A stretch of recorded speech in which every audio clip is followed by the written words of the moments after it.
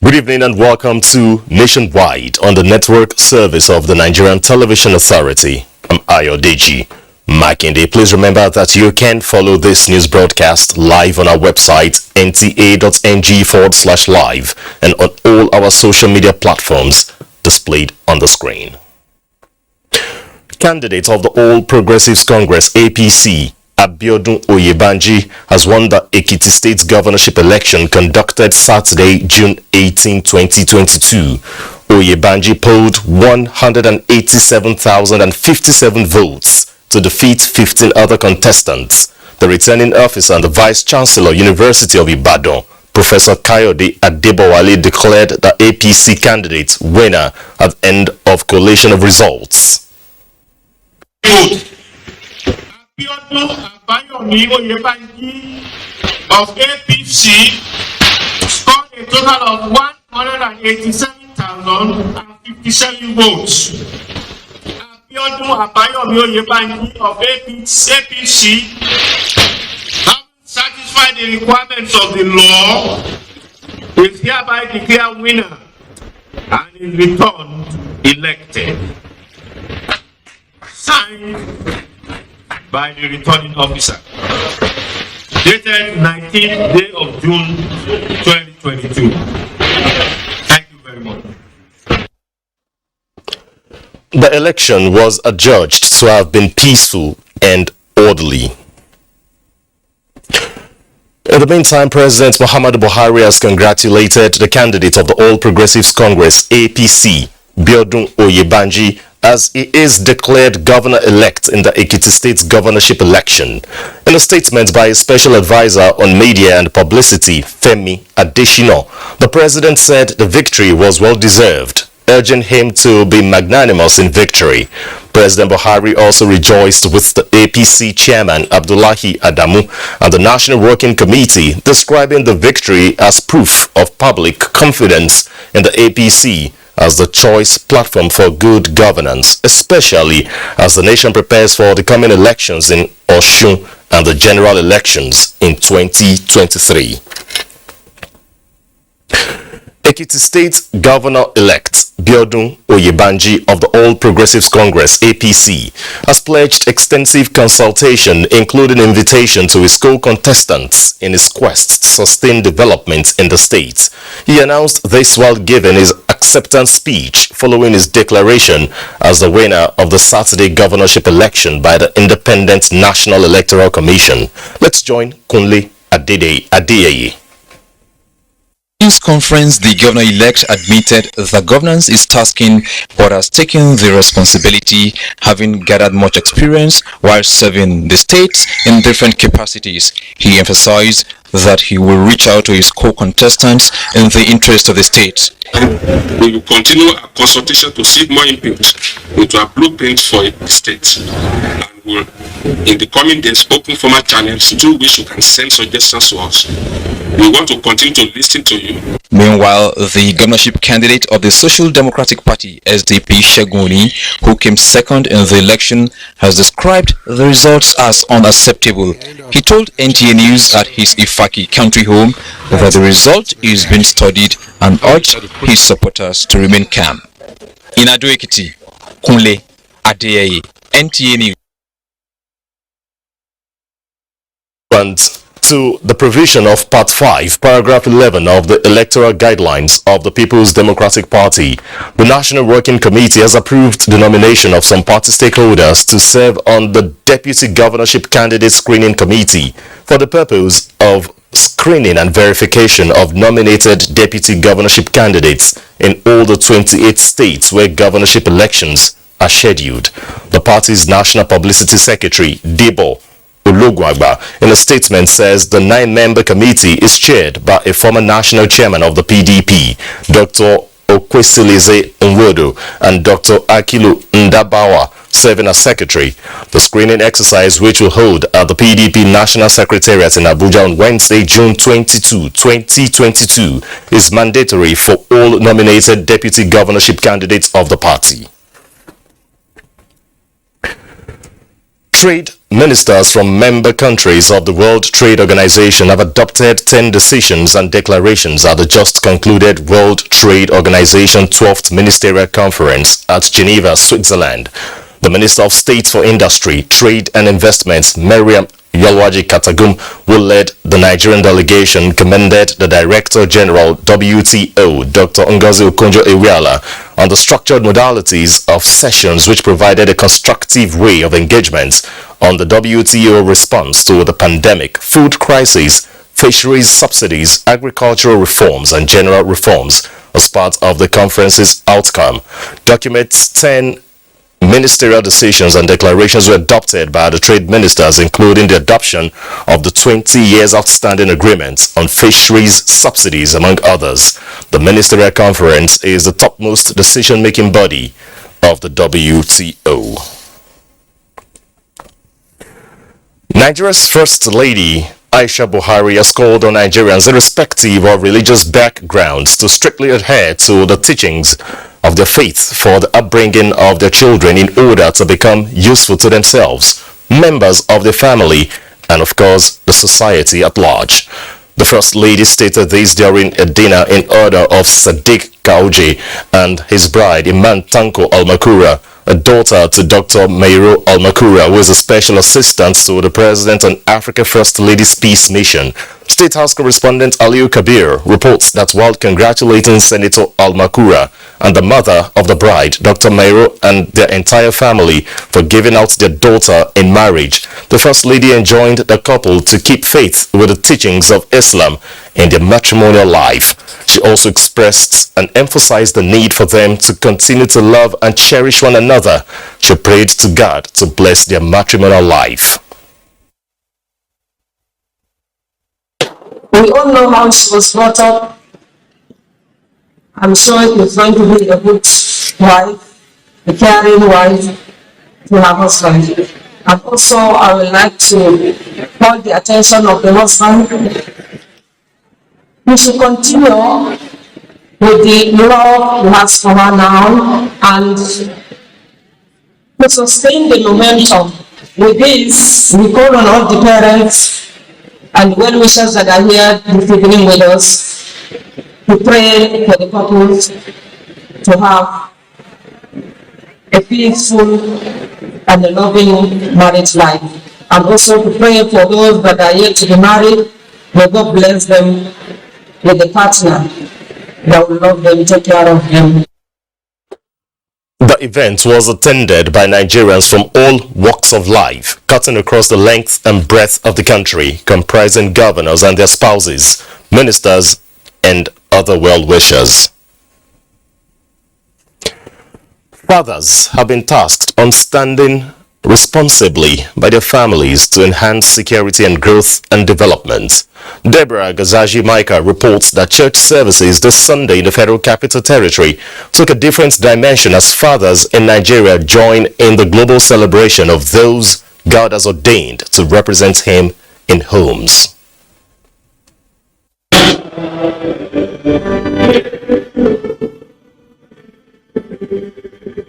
Fathers are a reflection of God in the family, serving as the source and support system. This celebration helps every father in any given home to lead by example as their children's heroes. Every family is a nation, and the father is the head of that nation, or you can call him the king. You need to educate them. Whatever happens, the family, either good or bad, the father to take responsibility. Fathers need to know that if the head is good, the body or the entire family and the society will feel the impact. Want our fathers to be friendly. Know that when they stress out themselves, they come home tired. They are unable to relate and to connect with the wives and the children. Fathers are expected to create atmosphere of love. Do all within the context of remembering that they are the source and the support for society. Insecurity in the society today and a lot of untoward behavior simply because the father is absent. It's as if we are losing the core value of a true father. A true father will not discriminate over any of his children. Fathers are to be role models unto their children. More than 3,000 local churches of the Nigerian Baptist Convention are observing the celebration with focus on the friendly father. Deborah Ozaji, Micah, NTA News. We now join Adeola for more news in our Lagos Network Center on Nationwide. Good evening, Adeola. It's over to you. Good evening, Ayo. Thank you for joining us in Lagos. Ensuring the well-being of children, especially access to quality education, remains the key to achieving a better society. This was the stance of broadcasters at the second edition of the Day of the African Child, organized by Radio Nigeria in Lagos. Diana Ajale reports. This drama, titled Child Labor, demonstrated by students from various schools across Lagos, is a true reflection of challenges faced by majority of African children, from early marriage to child abuse, sexual molestation, lack of access to quality education, among others. These broadcasters and concerned Nigerians say have continued to pose serious threat to the well-being of the African child. These students are therefore using this platform to call on relevant authorities to eliminate harmful practices against children in Nigeria and ensure their rights and safety is guaranteed. After a kneeling contest drama presentation, Lateef Ibrahim emerged winner, while Elizabeth Ojo was recognized as the best female performance in debate and essay writing. Do you feel excited about this? How should we expecting it? It's really encouraging, and I thank you for it. Drawing its conclusion from the theme of this year's Day of African Child celebration, eliminating harmful practices affecting children, management of Federal Radio Corporation of Nigeria, Lagos, insists that harnessing the great potential in children through quality education is one of the best ways to change the narrative. African child should be celebrated, looking at the challenges that they face, and a lot of things are happening these days. So it is necessary for us to celebrate them. They displayed their very special skills to show that the African child is very intelligent. The African child is an achiever and can do so much if given the right parts to follow. Each year, June 16 is celebrated as the Day of the African Child. The day provides opportunity to focus on the challenges facing the children and youth, as well as recognizing their roles and contributions as future leaders. In Lagos, Diana Ajale, NTA News. Away from the African child now, the Chief of Defense Staff, General Lucky Irabo, has advised military retirees against being used by criminal elements to truncate the country's democracy, saying such move could lead to a face-off between the military and civilians. The Chief of Defense Staff stated this while addressing the retirees trainees who graduated from the Nigerian Armed Forces Resettlement Center, Oshodi, having completed the mandatory vocational training at the center. Ruth Aria Samuel completes the report.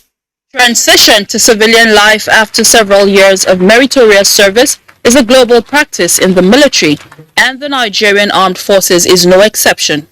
To ensure a seamless move back to civilian lifestyle, the Nigerian Armed Forces Resettlement Center, Oshodi, Lagos, was established. The Chief of Defense Staff, General Lucky Irabo, enjoined the retiring graduates of the center to take advantage of the skills acquired to better their lives. General Irabo advised them to be prudent with their retirement benefits, invest wisely, and resist the temptation of meddling in politics, as such move could destabilize the country's democracy. And as they go back to their various communities or wherever they have chosen to reside, that they should be aware of, subversive elements that could be lurking around. And so it is necessary for them to be wary of such desires, so that as soon as they see them, they have the feedback mechanism to reach out towards. 316 graduates drawn from the Nigerian Army, Air Force and the Navy were trained in various vocations for easy reintegration into civilian lifestyle. I was able to learn how to produce soap, Dettol, Izal, and so many things. I have got most experience in poultry. So by the almighty grace of God, once I go back to my settlement in Abuja, I would like to establish a pot of myself. It is expected that with the acquisition of needed skills, the retirees will lead productive lives in their post-service years. In Lagos, Ruth Ario Samuel, NTA News. You're still watching nationwide on the network service of the NTA. Remember to follow this news broadcast live on our website at nta.ng/alllive and on our other social media handles displayed on your screen for updates. We shall be joining Nana in Sokoto Network Center for more stories from that zone when we return from this break. Don't go away.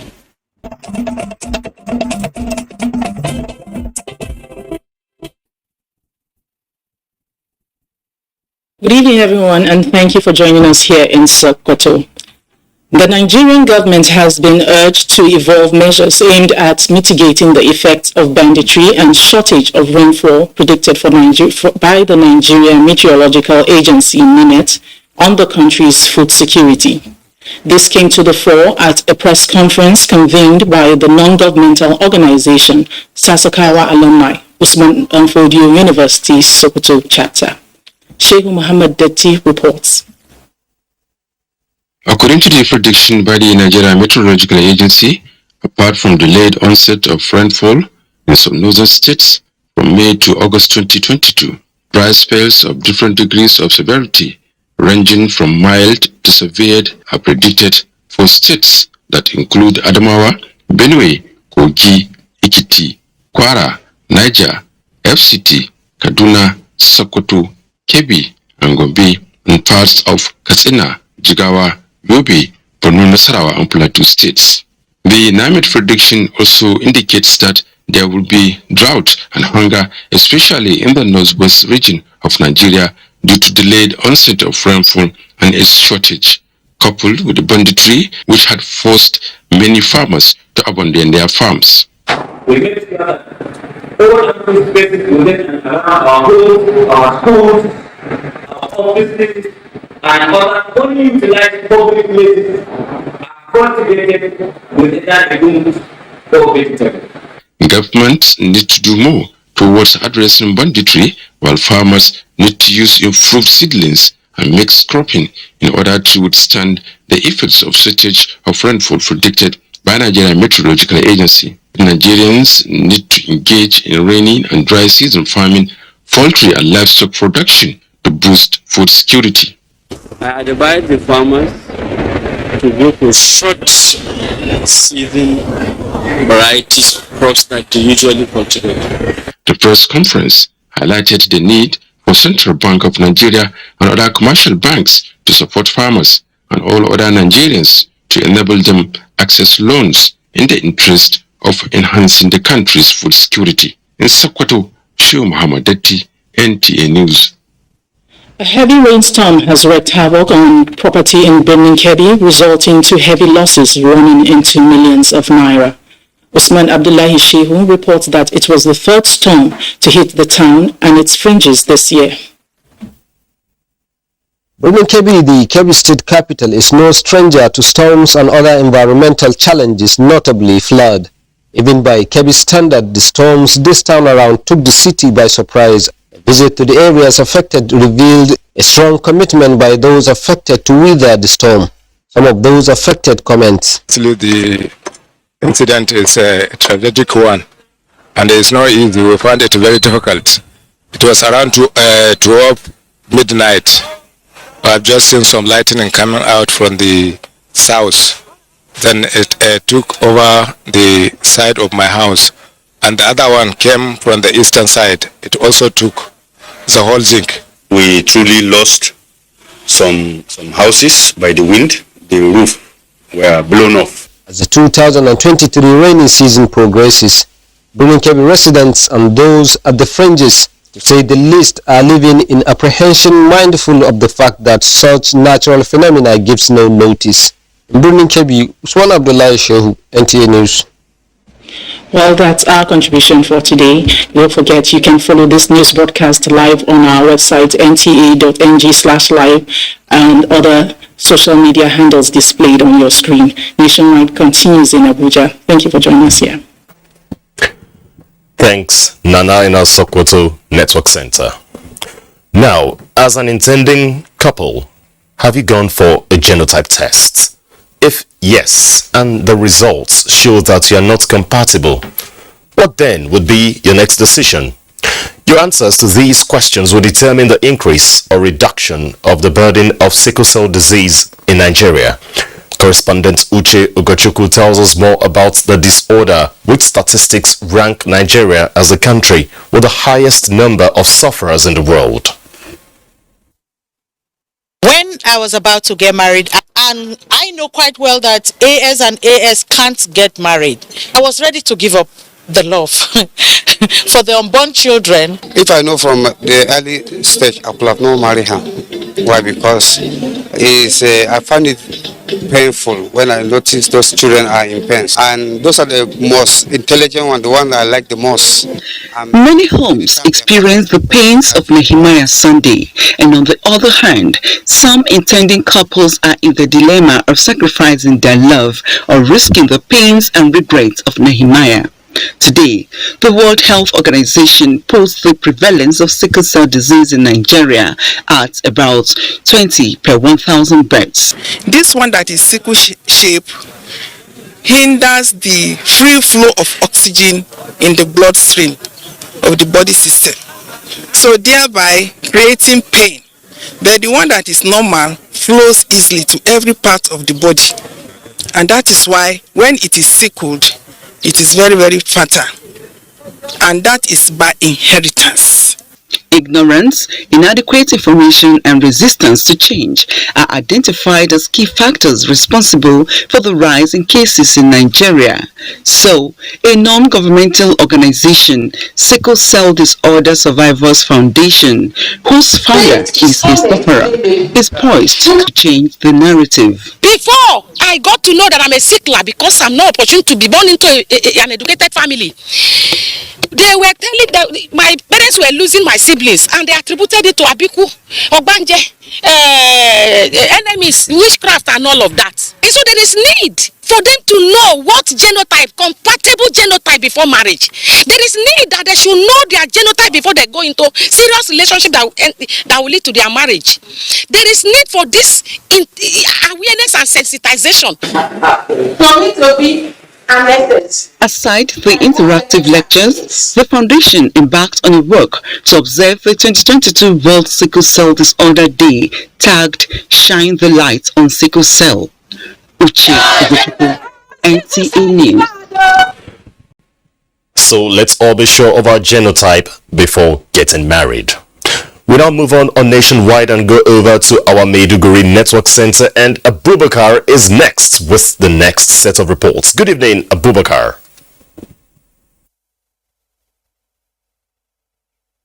That's true, Ayodeji. Good evening to you, and it's always a pleasure to see you. Borno State Government has approved automatic employment of 40 indigenous newly graduated medical doctors to be enrolled into the state civil service.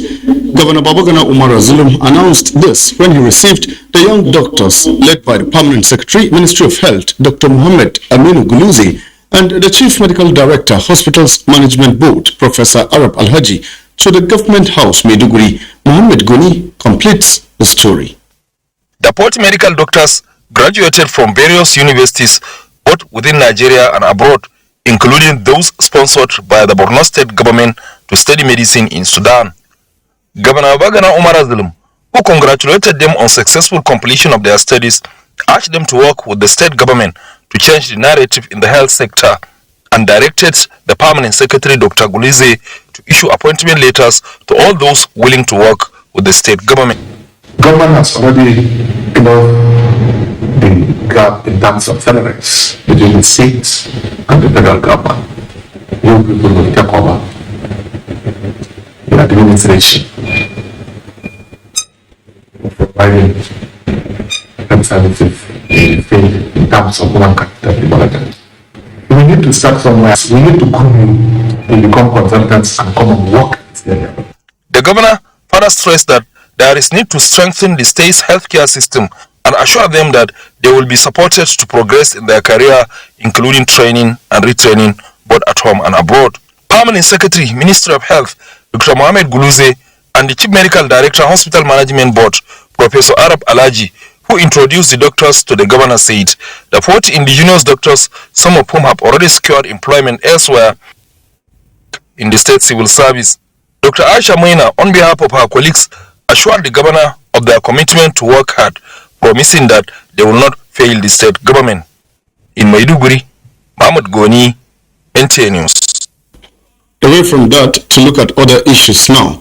The need for relevant stakeholders to address the psychotraumatic needs of the citizenry occasioned by the 13 years of violent conflict in the Northeast and compounded by the COVID-19 has again been stressed. It is in the light of this that Federal Neuropsychiatric Hospital Maiduguri, in collaboration with the West African College of Physicians, organized a two-day conference for medical health personnel in the region. Chatwa Jesni will now tell us more. The 13 years of violent conflict in the Northeast has left traumatic footprints in the minds of victims, which push for suicidal attempts and other evil intents. These 2 days biannual course by West African College of Physicians through the Federal Neuropsychiatric Hospital Maiduguri has its theme, psychotrauma in the wake of COVID-19 pandemic and the insurgency in low and middle income settings. Stakeholders are of the opinion that focusing on psychosocial and socio-economic needs of the affected population and ignoring the psychotraumatic needs of the people will give birth to partial healing. National Secretary of the college, Professor Taiwo Latif Sheikh, said the conference is intended to equip medical practitioners with skills to heal the affected population of traumatic wounds inflicted by the insurgency. One of the main objectives of this update course is to bring people in medical field, not only psychiatrists. We transfer the skills of how to recognize the presence of such psychotraumatic problems and know how to provide what we refer to as psychological first aid. CMD Federal Neuropsychiatric Hospital Maiduguri, Dr. Ibrahim Abduwakawa, and that of Hospitals Management Board, Professor Mohammed Arab Alhaji, as well as representative of CMD University of Maiduguri Teaching Hospital, among other speakers, said the course will not have come at a better time than now and urged the participants to put in their best to get the optimum from the training. At the end of the day, we hope to come up with a communique that will make profile recommendations that will present to the government to see how it can affect policies. Over 120 participants from across West Africa have so far registered for the hybrid course. In Maiduguri, Jadwa Jesini, NTA News. If you're just joining us, you're on to Nationwide on Africa's Window to the World, the Nigerian Television Authority. It's now time to return to Ayodeji in Abuja for more reports for us this evening. Ayodeji.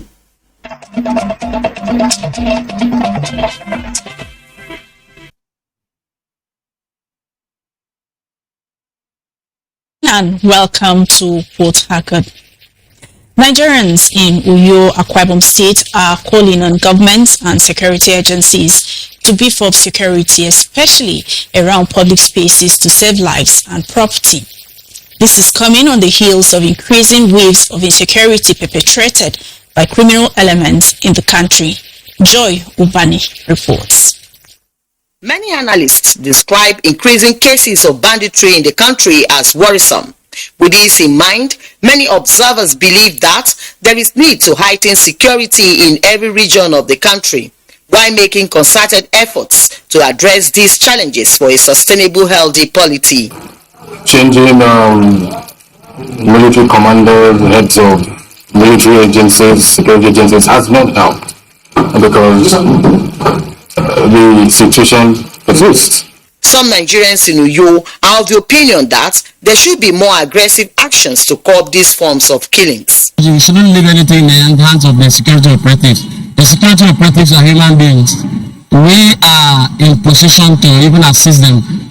If there's a restructuring, the security agencies would be better equipped to carry out their responsibilities. Sadly, the massive killings being perpetrated daily by unknown gunmen have been creating reactions from religious circles. We also in the church, be it in the north or be it in the south, also we should try to be vigilant. It's a warning signal. Screen people before they enter into places of worship. Because this thing that is happening now, we don't know who and who, or who is next target. President Buhari has at several fora expressed displeasure over these incidents while directing security agencies to fish out those involved in this dastardly act. Meanwhile, Uyo residents are appealing to government to find lasting solutions to these challenges, while Nigerians hope to live in their country devoid of deaths by unknown gunmen who confront their existence on almost a daily basis. In Uyo, Joy Ubani, NTA News. The brief delay at the ongoing East-West Road project will soon be over following the reassurance from officials of the Federal Ministry of Works and Housing to finalize the handing over process of the project from the Niger Delta Ministry to the Federal Ministry of Works and Housing. Robinson Derataide reports. The rationale for the handing over of the East-West Road project from the Ministry of Niger Delta Affairs to the Federal Ministry of Works and Housing was informed by the need to facilitate funding for the early completion of the project. The River State section of the project, which is about 100 kilometers stretch, is being handled by two contractors, and about 40 kilometers of it, mostly Chobato MOA Axis, is almost completed. We deemed it necessary to come to site to confirm certain things we saw on paper to see whether they are verifiable, and we have seen it. They have completed most of them, but meanwhile, we have another window of funding we call Sukuk. RUCC was giving some money, all of them were giving money. So we are processing that Sukuk to be paid. Once they are paid, we believe the contractors will come back to site and start work. Officials of the Federal Ministry of Works and Housing, who were on inspection, noted the need to redesign the element section of the project to channel stagnant water to ensure durability of the road. The upgrading of that portion, the One Junction to Eleme, that's the only outstanding section, and that one requires additional approval for augmentation. Once the total problems of taking over is completed, I can almost assure you that work will not stop for a moment, because funding is virtually perfected to complete the job. The East-West Road is about 340 kilometers road project from Efron in Delta State to On in Akwa Ibom State, connecting the south-south to other states of the country. In Port Harcourt, Robinson Derataide, NTA News. And that's a contribution from here. Ayo Deji is back to you in Abuja. Thanks, Jenny, in our Port Harcourt Network Center. Following months of epileptic power supply in Abuja and environs, the Abuja Electricity Distribution Company, AEDC, says it is embarking on 40 quick win projects aimed at rehabilitating its network to improve power supply.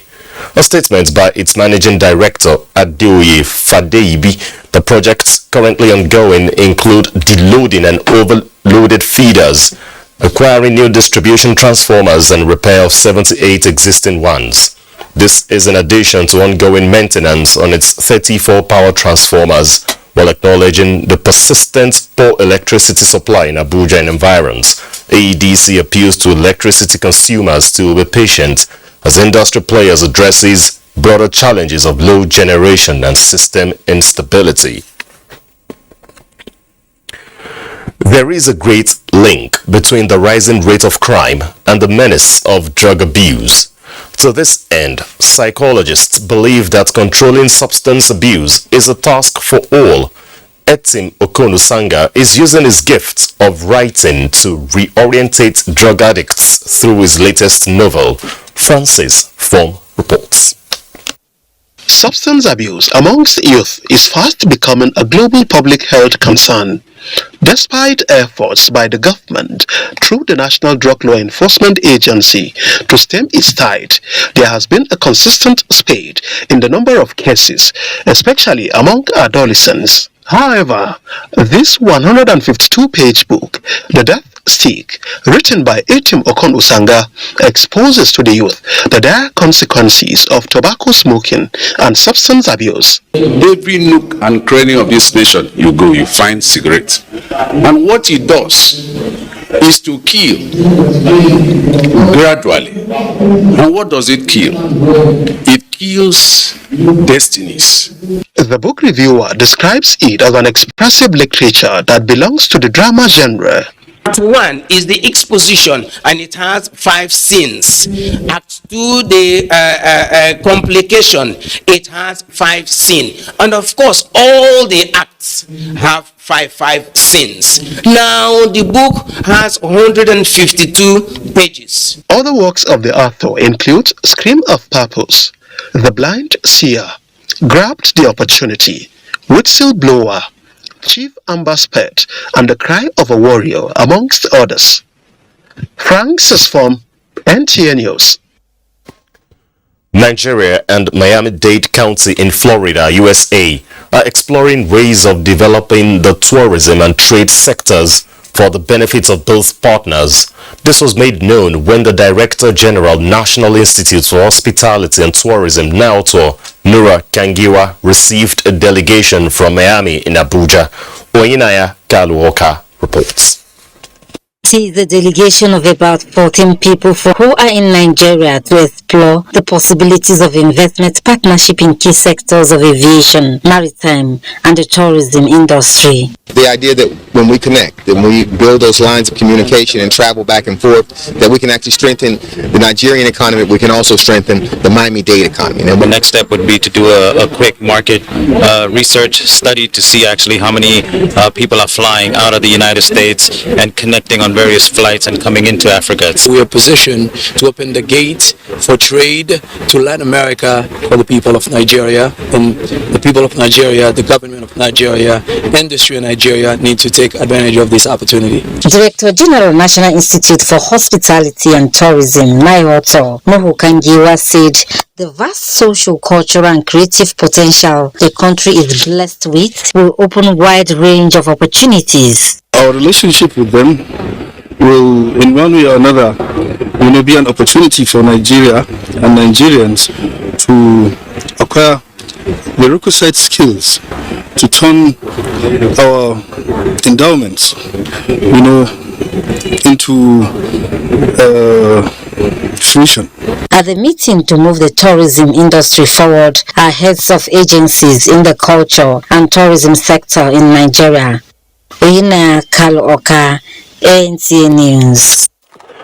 Let's also tell you that 9 parcels of meth hidden in packs of conflicts have been intercepted at the narco export shed of the Murtala Muhammad International Airport, Ikeja, and a courier company in Lagos. 2 freight agents identified as suspects have also been arrested in connection with the crime. The NDLEA also reveals that a joint inspection with Nigeria Customs Service also yielded the seizure of 10 cartons of an estimated 500,000 tramadol tablets, with an estimated street value of 200 million naira. Meanwhile, 33 parcels of cannabis said to have originated from India have been seized at the Tinkan Seaport, Lagos, while the suspected notorious drug dealer wanted for some past attacks on men of the agency in Adamawa State has been apprehended during nationwide operations in Borno, Kogi, Ogun, Zamfara, and Taraba states. The Katsina State Area Command of Nigeria Customs Service has intercepted smuggled items with duty-paid value of about 40 million naira between the 1st of May this year to date. The controller of the command, Dawa Wada Chedi, who made this known to Newsband while displaying the contraband, says the seizure indicates significant decrease in smuggling activities within the axis due to the reopening of Jibia International Border. Shehu Adamu reports. The command strike towards the operation of smuggling in Katsina State led to the interception of 715 bags of 40 rice of 50 kilograms each, another 6 bags of 25 kilograms of rice. Re-strategizing, we are every day putting extra strategy, changing our patterns so that they don't have the leverage of giving the information, because all the incidents happen as a result of the information, and in which we are working drastically on it with other security agencies.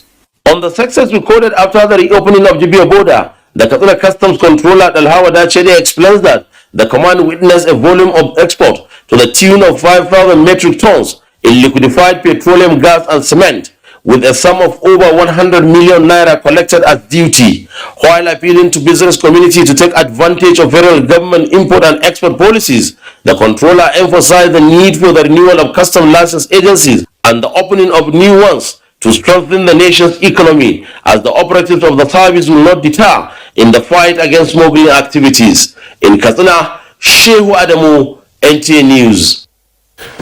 In another development, perpetrators of electoral violence and crime have been warned to desist from such acts, as the police will not allow culprits to escape the wrath of the law.